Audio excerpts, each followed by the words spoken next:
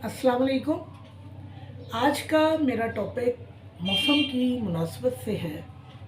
गर्मियों का मौसम चल रहा है और शदीद गर्मी बढ़ रही है। गर्मियों के मौसम में बहुत सारे अमराज हैं जो फूट पड़ते हैं और हमें अपनी लपेट में ले लेते हैं। इनमें से दो अहम मर्ज़ जो मिलते जुलते भी हैं वो शिद्दत के साथ हमारे सामने आते हैं, हैज़ा और इसहाल। हैज़ा और इसहाल में जो फ़र्क है वो ये कि हैज़ा की सूरत में पानी की तरह बहाने जो है वो खारिज होते हैं, साथ में उल्टियाँ भी आती हैं। यानी जिस्म के दोनों महारज से मुंह के रास्ते और मकत के रास्ते आपके तमाम के तमाम नमकियात, आपके जिस्म का पानी जो है खारिज हो जाता है। डायरिया या इसहाल में ये होता है कि आपकी मकत के रास्ते जिस्म का पानी और नमकियात जो हैं ख़ारिज होना शुरू हो जाते हैं और दोनों ही अलार्मिंग कंडीशन है। हैज़ा तो बहुत वर्स्ट कंडीशन लेकर आता है और नतीजे के तौर पर कसरत के साथ अमवात होने लगती हैं, और जो इसहाल गर्मियों के मौसम में आते हैं वो भी बहुत सारे मसाइल पैदा करते हैं। बेसिकली जब गर्मियों का मौसम आता है तो बहुत सारे बैक्टीरिया जो हैं वो पलना बढ़ना शुरू हो जाते हैं और हमारी खुराक को और हमारे पीने वाले पानी को आलूदा कर देते हैं।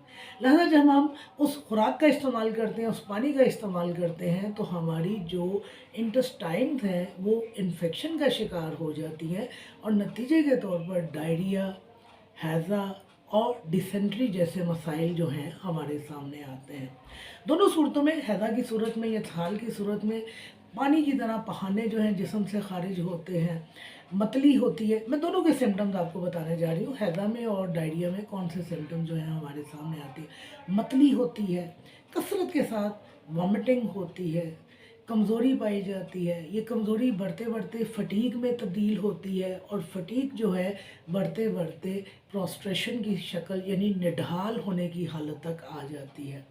बॉडी के अंदर क्रैम्प्स बनना शुरू हो जाते हैं, डिहाइड्रेशन की कैफियत पैदा होना शुरू हो जाती है, हमारी जल्द जो है वो ढीली ढाली लटकना शुरू हो जाती है, सर में दर्द रहता है, चक्कर आते हैं और जिस्म जो है बेहद बेहद नकाहत और कमज़ोरी का शिकार हो जाता है। याद रखिए, जब जिस्म के नमकियात उल्टी की सूरत में और बहाने की सूरत में कसरत के साथ आपकी बॉडी से खारिज होना शुरू होंगे तो डिहाइड्रेशन की कैफियत पैदा होना शुरू होगी और ये डिहाइड्रेशन की कैफियत जो है ये आपको मौत की तरफ ले जाती है। डायरिया के साथ एक और जो चीज़ पाई जाती है वो बुखार का पाया जाना भी है। गर्मियों के मौसम में यही वजह है कि बहुत ज़्यादा एहतियात की ज़रूरत होती है। ख़ास तौर पर बाज़ार से खाना पीना जो है आपके लिए इंतहाई नुकसानदेह होता है। उसकी बेसिक वजह मैं आपको बता चुकी हूँ कि जब गर्मी का मौसम आता है, टेम्परेचर बहुत ज़्यादा बढ़ना शुरू होता है तो बहुत सारे ऐसे बैक्टीरिया जो हैं वो पैदा होना शुरू हो जाते हैं जो हमारी खुराक को आलूदा कर देते हैं।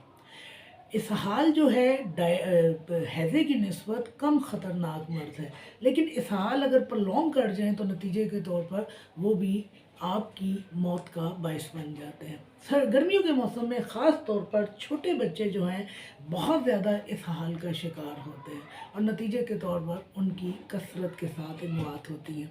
एहतियाती तदाबीर जो इसमें इख्तियार की जाती हैं वो यही होता है कि आपने कसरत के साथ पानी का इस्तेमाल करना है, साफ़ पानी का इस्तेमाल करना है, उबले हुए पानी का इस्तेमाल करना है और उस पानी में आपने लाज़मी तौर पर नमक और चीनी को शामिल करना है। अगर आप नमक और चीनी शामिल नहीं कर सकते, सादा पानी नहीं पी सकते, तो बेशक कोई शरबत बना लीजिए, चाहे रूह अफ़ज़ा बना लीजिए, चाहे आप संदल का शरबत बना लीजिए, बदूरी शरबत का इस्तेमाल कर लीजिए। उसके अंदर चीनी ऑलरेडी मिली हुई होती है, आपने सिर्फ नमक उसमें डालना है और वक्फे वक्फे से कसरत के साथ इस पानी का इस्तेमाल करना है। ये पानी जो है आपकी बॉडी के जो इलेक्ट्रोलाइट्स हैं उनको बैलेंस में रखेगा, आपको फटीग की हालत में, क्रैम्प की हालत में जाने से रोकेगा और आपको मौत का शिकार नहीं होने देगा। याद रखिए, गर्मियों के इसहाल, गर्मियों में होने वाला हैज़ा जानलेवा अमराज हैं। तो आपने अपने आप को महफूज रखना है। घर का पका हुआ खाना खाइए, बासी खाना खाने से गुरेज कीजिए। इसके अलावा आप हमेशा सालन को गर्म करके खाइए, ताकि अगर उस सालन में कोई ख़राबी पैदा हो रही है तो जब वो गर्म होगा तो उसकी खुशबू आपको बता देगी कि सालन जो है गर्मी की वजह से ख़राब हो रहा है और आपने उस खुराक को नहीं खाना है। गर्मियों के मौसम में होने वाले इसहाल या हैज़ा के लिए हमारे पास बेशुमार अद्वियात है, बेशुमार अद्वियात है। लेकिन मैं आपको चंद टॉप ग्रेड मेडिसिन बताती हूँ जो हैज़ा की सूरत में या इसहाल की सूरत में इस्तेमाल होती है। अगर मैं टॉप के ऊपर मेडिसिन लेके आऊँ जो इसहाल में इस्तेमाल होती है, आपको बेतहाशा लूज़ मोशन आना शुरू हो गई और साथ में आपको हरारत होना शुरू हो गई और आपको लगे कि आपको उस मोशन की वजह से बुखार हो रहा है, तो सबसे पहले जो दवाई इस्तेमाल कीजिए वो कैम्फर का इस्तेमाल कीजिए। यकीन जानिए कैम्फर हमारी वो दवा है जो इब्तदाई तौर पर मर्ज़ को काबू पा लेती है और वहीं उसको रोक देती है। फिर इसहाल और हैज़ा की सूरत में जो हमारी अद्वियात कसरत के साथ इस्तेमाल होती हैं उनमें एक आर्सेनिक एल्बम है।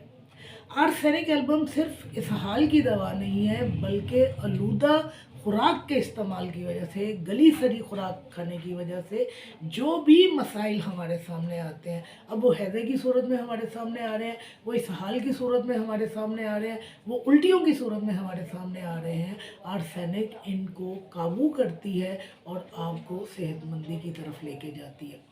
कार्बोवेज का इस्तेमाल वहाँ किया जाता है जहाँ मरीज़ ठंडा पड़ जाता है, मरीज़ की हिम्मत और मरीज़ की क़ुव्वत ख़त्म होकर रह जाती है, तो कार्बोवेज को साथ में इस्तेमाल किया जाता है। ज़ाहिर है जब आप कसरत के साथ बहाने कर रहे हैं, पानी की तरह के बहाने आप कर रहे हैं, आपको वॉमिटिंग हो रही है, उल्टियाँ कर रहे हैं, तो जो चीज़ सबसे पहले आएगी वो ये कि आपका ब्लड प्रेशर जो है गिर जाएगा। और कार्बोवेज हमारी वो मेडिसिन है जो आपके लो ब्लड प्रेशर को हाई करती है, आपकी बॉडी के टेम्परेचर को रेगुलेट करती है, आपको जान कनी के आलम से निकालती है और आपको सेहतमंदी की जानिब लेके जाती है।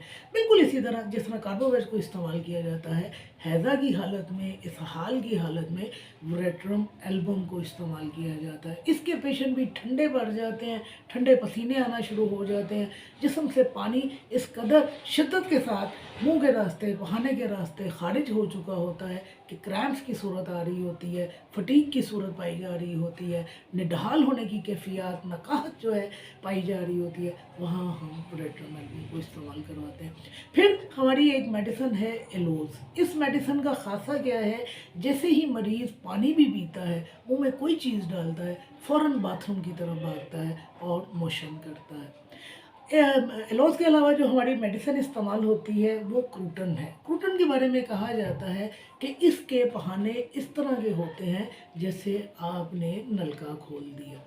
तो देखिए जब आप नलका खोलते हैं तो एकदम पानी प्रेशर के साथ बाहर आता है, और बिल्कुल इसी तरह क्रूटन का जो पेशेंट है उसकी मकत खुलती है और पूरे का पूरा पखाना जो है एक प्रेशर के साथ बाहर आता है। वहाँ हम इस मेडिसिन को इस्तेमाल करते हैं। फिर हमारी मेडिसिन जो है क्रूटन के अलावा जो इस्तेमाल होती है वो ब्राइनिया भी इस्तेमाल होती है, नक्स वोमिका भी इस्तेमाल होती है, आप पल्साटीला को भी इस्तेमाल कर सकते हैं। कहने का मकसद ये है कि आप सिम्टम्स के मुताबिक कोई भी मेडिसिन इस्तेमाल करते हैं। अब देखिए हैज़ा की सूरत में सिर्फ बहाने ही खारिज नहीं होते, शदीद मतली पाई जाती है और कै पाई जाती है।